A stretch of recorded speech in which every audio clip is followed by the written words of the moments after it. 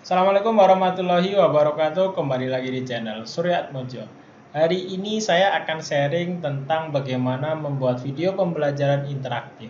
Yuk kita simak tutorialnya. Pada kesempatan kali ini saya akan membagi materi sharing menjadi 5 sub materi.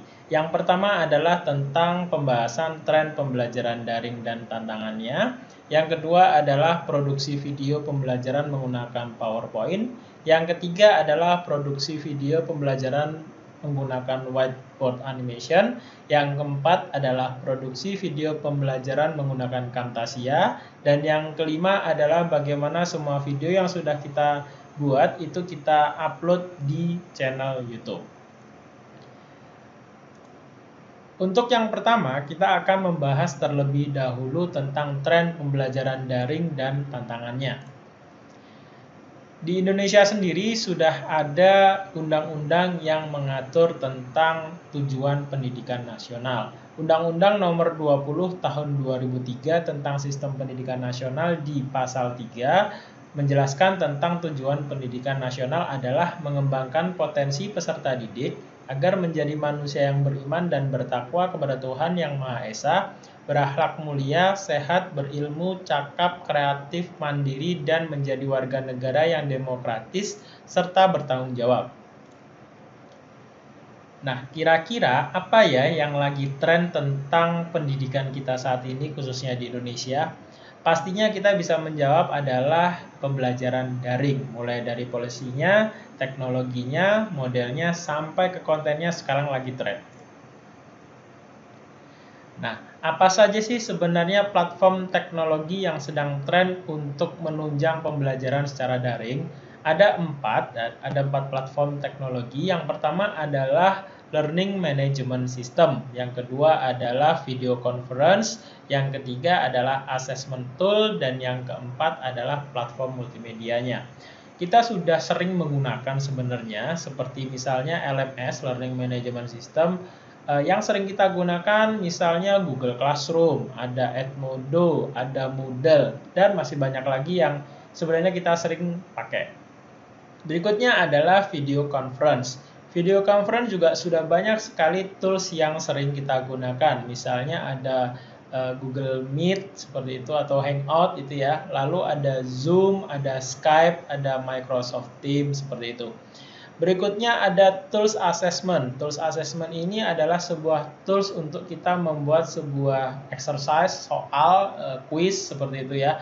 Ada bermacam-macam yang bisa kita gunakan, misalnya Google Form, lalu ada Quizzes, lalu ada Kahoot seperti itu. Dan masih banyak lagi sebenarnya. Berikutnya adalah platform multimedia yang kita gunakan. Pastinya teman-teman semua sudah pernah atau sering sekali menonton konten-konten di channel YouTube. Ada lagi konten share ya, video scribe itu juga bisa digunakan. Lalu ada Powtoon, lalu ada tools-tools terkait multimedia, ada KineMaster, ada Camtasia, dan masih banyak lagi tools-tools yang terkait kreativitas di multimedianya. Berikutnya adalah era sekarang itu adalah era milenial, di mana generasinya kebanyakan lahir tahun 2000-an, ya tahun 2000-an itu sudah era gadget. Ya, mereka bisa dibilang mereka adalah kaum digital, seperti itu ya, kaum digital, di mana mereka lahir sudah eranya era digital dan era gadget seperti itu. Sehingga terkait dengan pembelajaran harusnya kita menyesuaikan seperti itu. Terkait dengan tren teknologi dalam pembelajaran, ada dua metode pembelajaran. Yang pertama adalah sinkronus dan yang kedua adalah asinkronus. Sinkronus sendiri itu juga dibagi menjadi dua, ada yang langsung dan ada yang maya. Dan asinkronus juga dibagi menjadi dua, ada yang mandiri dan ada yang kolaboratif. Live sinkronus sendiri artinya adalah belajar pada waktu dan lokasi yang sama. Itu pengertian dari live sinkronus. Sedangkan virtual sinkronus adalah belajar pada waktu yang sama tapi di tempat yang berbeda. Jadi ini yang membedakan antara langsung dan maya. Berikutnya adalah penjelasan tentang asinkronus, mandiri, dan kolaboratif. Mandiri, asinkronus, self-paced asinkronus itu adalah belajar kapan saja, di mana saja, tentang apa saja tanpa orang lain. Istilahnya kita belajar mandiri.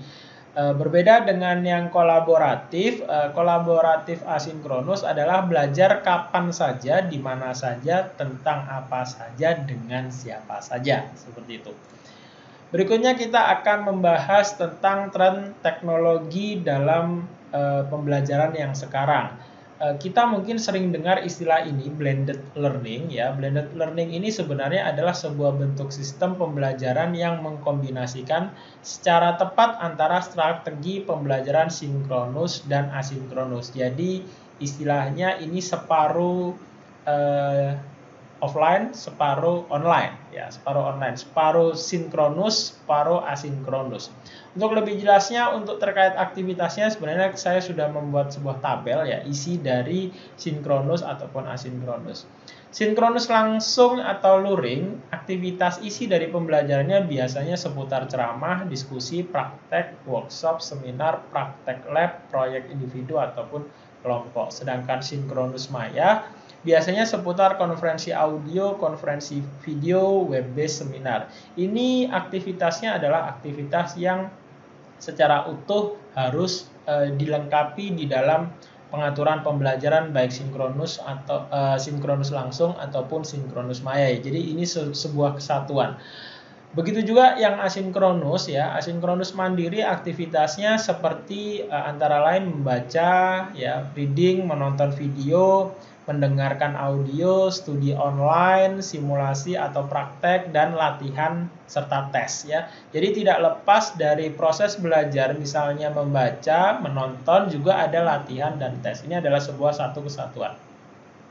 Begitu juga yang asinkronus kolaboratif, partisipasi dalam diskusi melalui forum, mengerjakan tugas individu atau kelompok melalui penugasan secara online, publikasi individu atau kelompok. Jadi semua ini satu kesatuan. Jadi misalnya kita sebagai pengajar hanya membuat sebuah materi digital yang mengharuskan peserta didik hanya sekedar membaca, itu hanya sebagian kecil proses aktivitas pembelajarannya. Jadi alangkah lebih baiknya jika kita lengkap, mulai dari memberikan materi bahan bacaan, setelah itu juga memberikan bahan video, juga ada proses latihan dan tesnya. Itu lebih baik ya.